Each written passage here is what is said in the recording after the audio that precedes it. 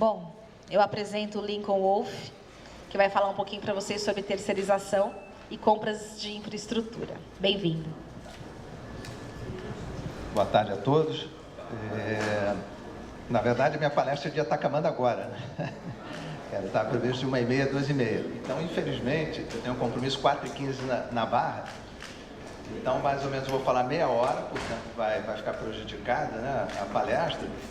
Mas depois eu já me comprometi com ela, eu vou deixar o material, vou fazer um compilado do material aí, daí distribuo para vocês. E daí a gente vai conversando, enfim, no ponto que a gente chegar daqui a meia hora a gente para. E até uma questão engraçada, né, porque eu sou oriundo da área de engenharia civil e de informática. Eu trabalhei 15, 20 anos nessa área. E todos os congressos, né, que eu participava nessas áreas, né, em geral, os horários não eram assim, respeitados. Né? E nos últimos 15, 20 anos, né, eu passei para a área de logística. Né? E todos os seminários que eu vou de logística é preciso, né? 3 horas é 3 horas. Né? Então, são as características de profissões, né, que variam muito. E a área de compras, por ser uma área, né, eu assisti a palestra anterior, é uma área que tem muitas dimensões a serem atendidas, né? Ela é uma área difícil de gestionar inclusive o tempo. A gente participa aí de projetos de compras, onde que você tem desde uma compra de uma plataforma, que custa lá R$1 bilhão, até a compra, às vezes, de material de escritório, etc. Tempos totalmente diferentes, né? Um desvio padrão de tempos e de gestão muito grande. Então, na minha experiência profissional, gestionar compras é muito complexo. Você tem muito poucas variáveis, né, extremamente explicitadas na academia, etc., para você gestionar bem compras. E só falando um pouco, né, quer dizer, essa aqui é a palestra da PUC, né? A universidade ela tem 2 grandes papéis na sociedade, né? Uma é formar a mão de obra que vão ser utilizadas pelas empresas. E o segundo é você pesquisar assuntos, né, que possam ser depois utilizados para a empresa para melhorar a sua produtividade, lançar novos produtos e assim por diante. No caso particular da PUC, né, há 10 anos atrás, no Departamento de Engenharia Industrial foi criada a cadeira de Gestão de Compras.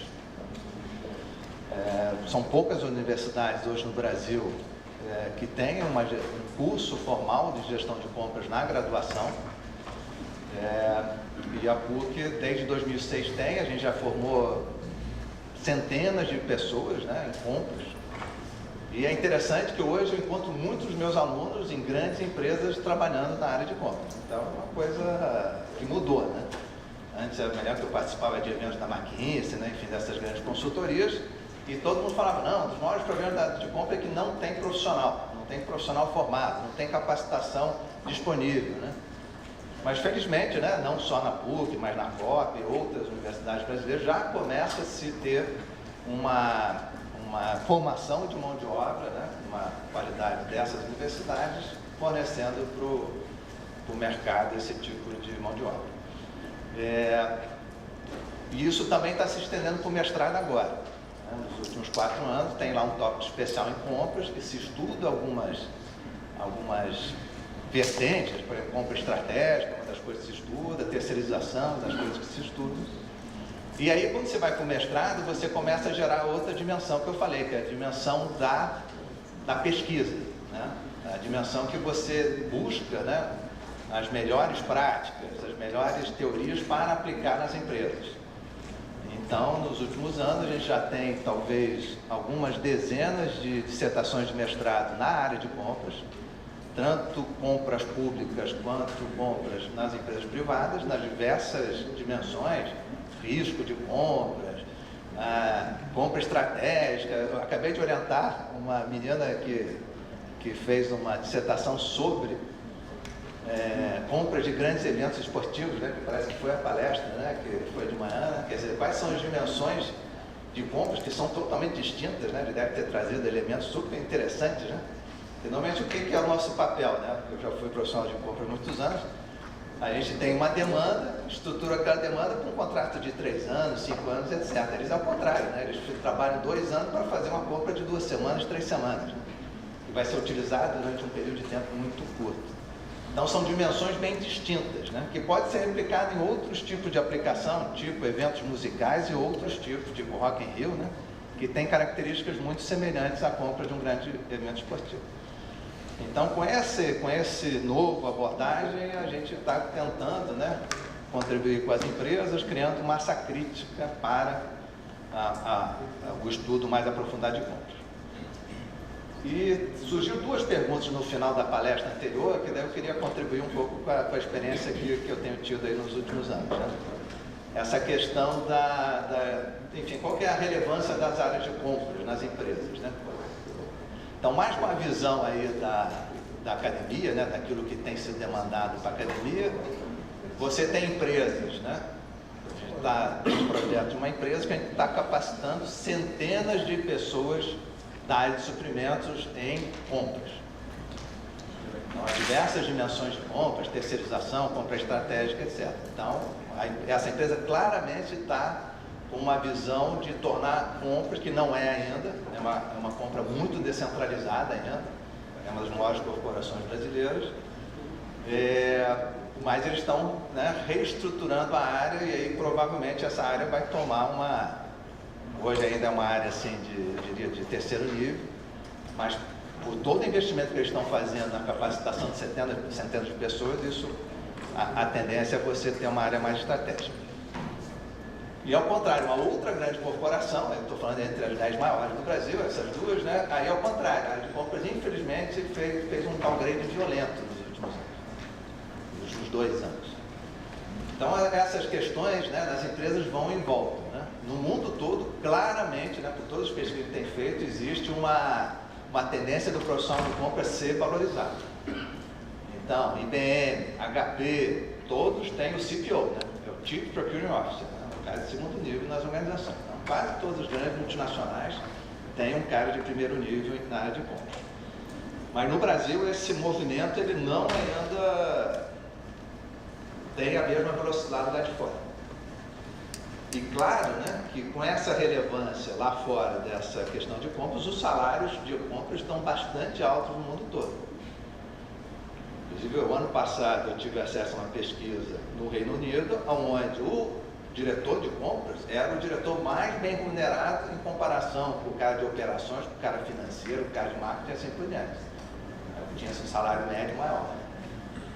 Então me parece que existe uma tendência de valorização. Aqui no Brasil não vejo isso, né, de espectro grande. Eu tive uma aluna até muito interessante que trabalha numa empresa concorrente dessa última, né, que veio aqui essa consultoria, que é de recrutamento e seleção, falou, não, lá na minha empresa compras é muito mal visto, quer dizer, são salários baixíssimos, né, tal, etc, etc.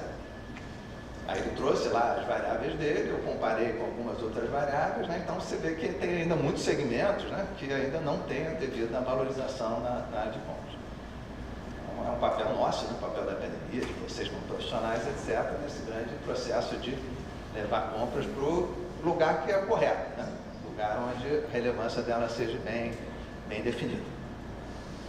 Sobre essa questão aí do óleo e gás, né? Teve uma pessoa que perguntou, e a gente tem estudado bastante essa questão do óleo e gás, né? O que existe hoje no mundo é um excesso de oferta, né, de óleo e gás. Os preços estão caindo, lá de 112, 120 para 47, né? O Brent. E fundamentalmente afetado pelo famoso shale gas americano, que é uma técnica nova, né, que você extrai da areia do xisto o petróleo.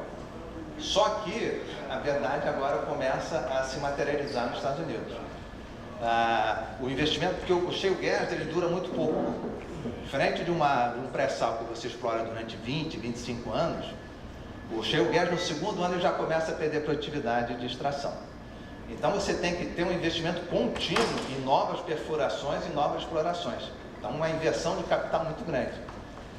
E nos Estados Unidos está acontecendo que a inversão de capital no shale gas caiu do ano passado para esse ano 40%, as empresas deixaram de investir, né, no shale gas, e é previsto uma queda de oferta do shale gas de 2015 para 2014 de 10%.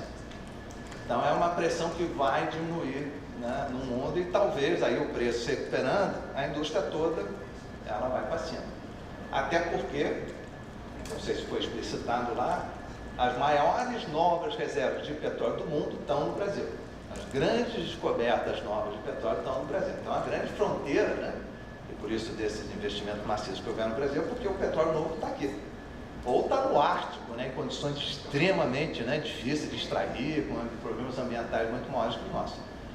Então, me parece que é uma indústria que está no vale, né, a Petrobras está com enormes problemas, a gente sabe disso, né, mas que talvez com o preço subindo, ela tenha condições maiores de investir, aí toda a cadeia de suprimentos do petróleo, ele vai ser reaquecido. Então, acho que a gente está no famoso fundo do poço, né, na indústria de petróleo. Então, espero que E a gente tem muito contato, e, infelizmente, né, em todas as áreas, inclusive suprimentos, estão vivendo grandes demissões na indústria de petróleo. Aqui no Rio, principalmente, concentrado aqui no Rio. Mas eu acho que é uma questão momentânea e que daqui a pouco se recupera. Bem, questão de terceirização, né? A terceirização no Brasil é muito discutida, né?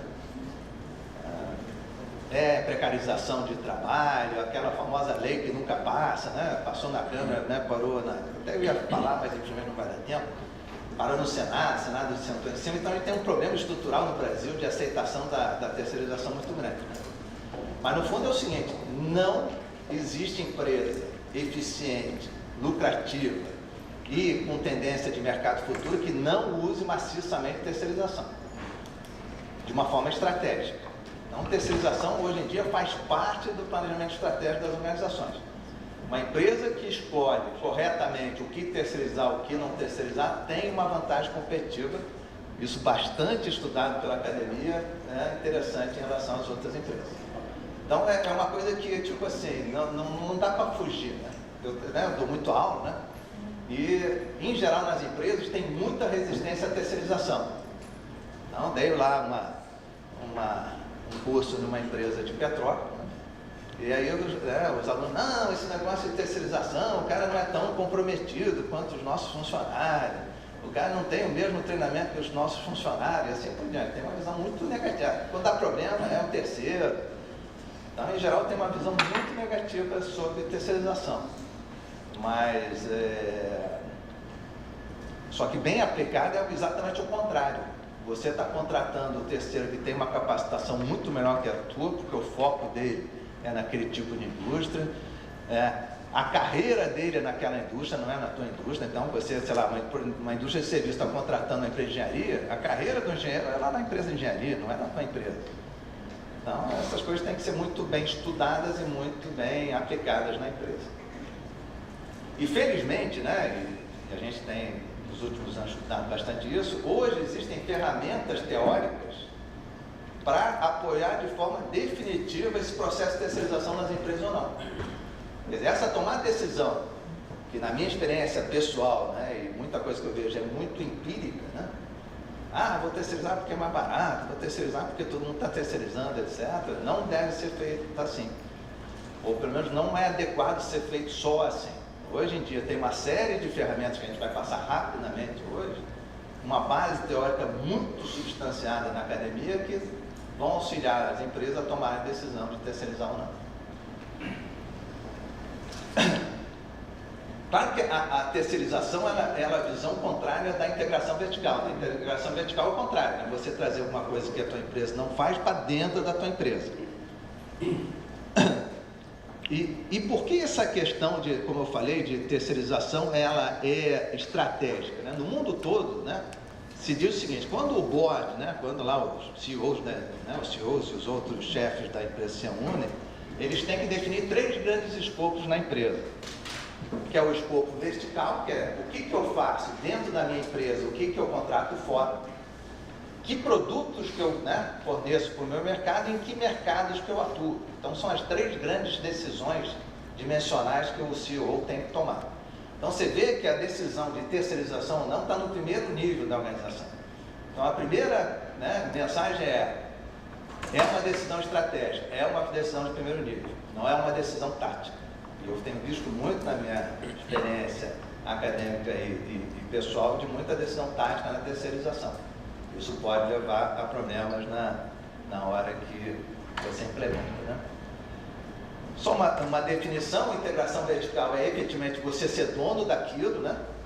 Então, eu dou muita prova, né? Então, às vezes diz, o cara fez uma joint venture com uma empresa para fornecer um certo produto para a tua própria empresa, né? Um fornecedor que você faz lá uma inversão de capital por algum motivo.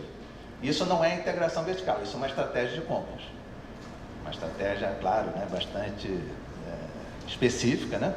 Mas, por exemplo, a Petrobras, quando entra uma participação de 10% na Sete Brasil, porque ela quer garantir o fornecimento para ela. Então, é uma decisão estratégica, não é integração vertical. A integração é quando você efetivamente, né? É o caso da Zara, por exemplo, que montou uma série de lojas, né? Então, ela é dona das lojas, ela é dona de uma parte da cadeia de suprimentos que ela executa. Então, isso aí é bastante importante, né? E quando você integra verticalmente, né, você pode fazer uma integração total, no caso lá, digamos, da Braskem, né, que até, né, então a Braskem tem alguns insumos, né, o nafta eu acho que é o principal, né, então se 100% da nafta que ela consumisse fosse produzido por ela mesma, seria uma integração total, porque estaria toda a integração feita dentro da empresa. A parcial é quando ela não só produz, tipo a Ambev. A Ambev, algum tempo atrás, ela decidiu fazer uma fábrica de garrafas de cerveja. Sei lá por quê. Uma grande produtora de cerveja decidiu. A integração é parcial, porque ela não só fabrica um conjunto de garrafas de cerveja, mas também compra do mercado, que é a integração parcial. Ela utiliza alguns insumos internos e outros insumos ele compra do mercado. E quando a gente vê também a direção da integração, né, tem empresas, né, tipo a própria Ambev, né, que digamos aqui fosse a cervejaria, a empresa ali seria o nó central do que a gente está analisando. A Ambev decidiu integrar para trás, fazendo produção de malte, que é o principal insumo que ela usa na cerveja, né? Então é uma integração em direção à matéria-prima, ou uma integração para frente, que é o caso aí que eu dei do Invase, né? No caso, quando ela está produzindo as garrafas de cerveja. Então, todo esse tipo de decisão usa o mercado ou usa internamente, é uma decisão estratégica que tem que ser muito bem estudada na cadeia de suprimento das empresas, né? Isso aqui é o exemplo, né, que essa decisão de terceirização ou não,